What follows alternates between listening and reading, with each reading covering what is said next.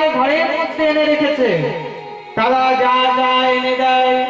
একদিন সেই 5টি বেশ্যা প্রশ্ন করলো, আমাদের জন্য ধন সম্পত্তি হীরা জহরাত রত্ন আনতে হবে। বলে এনে দেব। মহারাজ রাজার কোষাগার চুরি করে, জমিদারের কোষাগার চুরি করে সব ওই 5টি বেশ্যাকে দিয়েছিল।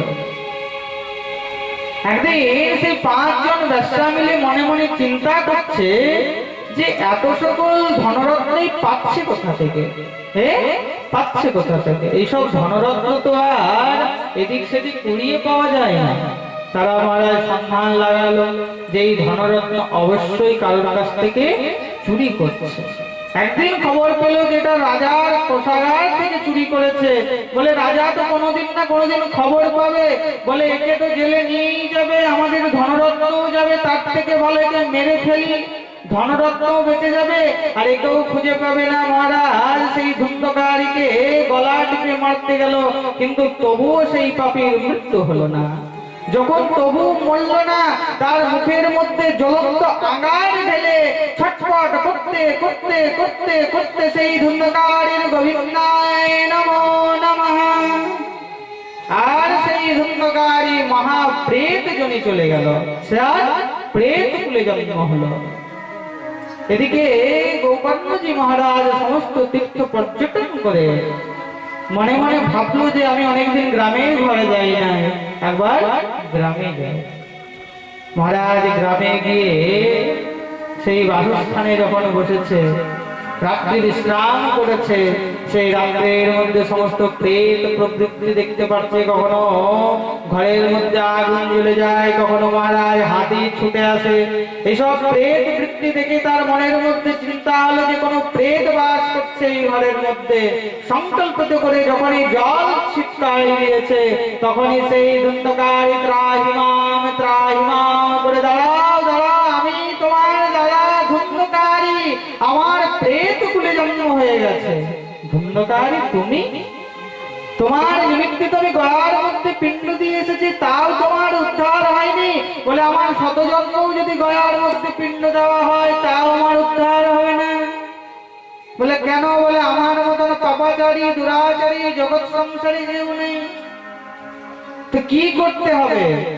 তৎপশ্চাৎ সূর্যের রথকে আটকিয়ে, সূর্য ভগবানের প্রথম শিষ্য, সূর্যের কাছে সমস্ত কথা শ্রবণ করলো যে কিভাবে এই ধুন্ধকারীকে উদ্ধার দেওয়া যায়। সূর্যদেব উপদেশ দিলেন ধুন্ধকারীর উদ্ধার একমাত্রই ভাগবত করতে পারে। কি করতে হবে? সপ্তবিধি শ্রবণ করাতে হবে, তার জন্য 7 দিন ধরে ভাগবত শোনাতে হবে। মহারাজ 7 দিন ধরে ভাগবত শ্রবণের ফল দেওয়া হলো। কিন্তু সেই ধুন্ধকারী তো প্রেত। মহারাজ কিন্তু তার একদিকে মন বসে না, এদিক সেদিক চঞ্চল, কারণ প্রেত তো বায়ুর মতো এদিক সেদিক ঘুরে বেড়ায়। কি করা হলো? সেখানে একটা 7 গাঁট বলা বাঁশ রাখা হলো। সব থেকে অন্তিম গাঁটের মধ্যে সেই ধুন্ধকারী থাকতে লাগলো। দেখতে দেখতে মহারাজ একদিন পেরোলো, একটা গাঁট হঠাৎ করে ফাটে সে দ্বিতীয় গাঁটে প্রবেশ করলো। এইভাবে 7 দিনে 7টি গাঁট উদ্ধার হয়ে ধুন্ধকারী উদ্ধার হয়ে গেল। বলি ভাগবত ভগবান কি জয়। আর যখনই ধুন্ধকারী উদ্ধার হয়েছে, দেব পার্শ্বদগণ যখন তাকে নেওয়ার জন্য এসেছে, গোকর্ণজি মহারাজ হাত ধরেছে। আরে শুধু শুধু এই ধুন্ধকারীর কেন উদ্ধার হবে, আমাদের হবে না? বলে তোমাদের মনের মধ্যে কূট রয়েছে, তোমরা কথা ঠিকভাবে শ্রবণ করনি, শ্রবণের ফল কিভাবে পাবে? বলে কেন, কি হয়েছে? বলে এই ধুন্ধকারী যে 7 দিন কথা শ্রবণ করেছে, 7 দিন কথা শ্রবণ করার পরও সে মনের মধ্যে চিন্তা করেছে, মনের মধ্যে সেই কথাগুলো মন্থন করেছে। আর যে কথাগুলো মন্থন করতে পারে তার অবশ্যই কল্যাণ হবে। মহারাজ এই কান দিয়ে শুনলাম, এই কান দিয়ে বার করে দিলাম, কোনো লাভ হবে না। তোমরা এই কথা শ্রবণ করে ঘরের মধ্যে নিন্দা চর্চা করতে, এই জন্য তোমাদের কল্যাণ হয়নি। শ্রী গোকর্ণজি মহারাজ চরণে আশা দিয়ে পড়েছে। হে পার্শ্বদগণ, কি করতে হবে? বলে পুনরায় ভাগবত করাতে হবে। দিব্য আবার 7 দিনের ভাগবত প্রারম্ভ হলো।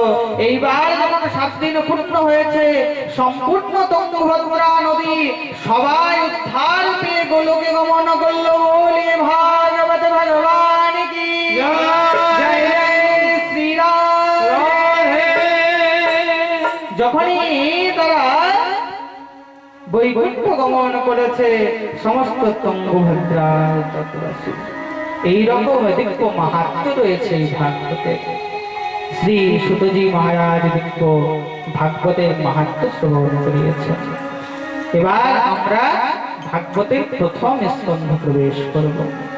আমি আগামীকাল বলেছিলাম প্রথম স্কন্ধ আর দ্বিতীয় স্কন্ধ হচ্ছে ভগবানের 2 চরণ, তাই তো?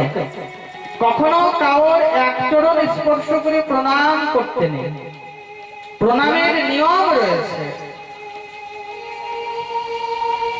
কখনো এক চরণ স্পর্শ করে প্রণাম করতে নেই। যখনই প্রণাম করতে হয় 2 হাত দিয়ে 2 চরণ স্পর্শ করে প্রণাম করতে হয়। এক হাত দিয়ে প্রণাম কারা করে? কারা? ম্লেচ্ছরা। এটা কাদের প্রণাম? এদিকে কাদেরকে বলে? ম্লেচ্ছরা। যারা ম্লেচ্ছ হবে তারা এক হস্তে প্রণাম করবে, আর যারা হিন্দু সনাতন ধর্মীয় হবে তারা 2 হাত দিয়ে প্রণাম করবে। প্রণাম 3 রকমের হয়। কয় রকমের হয়? 3 রকমের। একটা হলো করজোড় প্রণাম, দূর থেকে।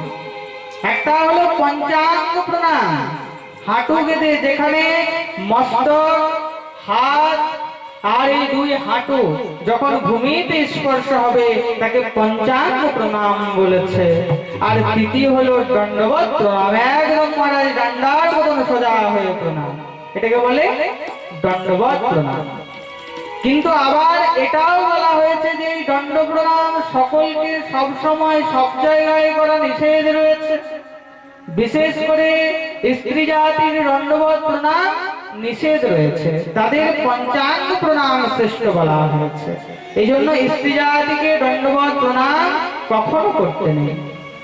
আর পুরুষ তখনই দণ্ডবত প্রণাম করার ফল প্রাপ্ত করবে যখন তার নাভির উপরে কোনো বস্ত্র থাকবে না। আর যদি নাভির উপরে বস্ত্র থাকে আর সে যদি দণ্ডবত প্রণাম করে, কোনো ফল হবে না।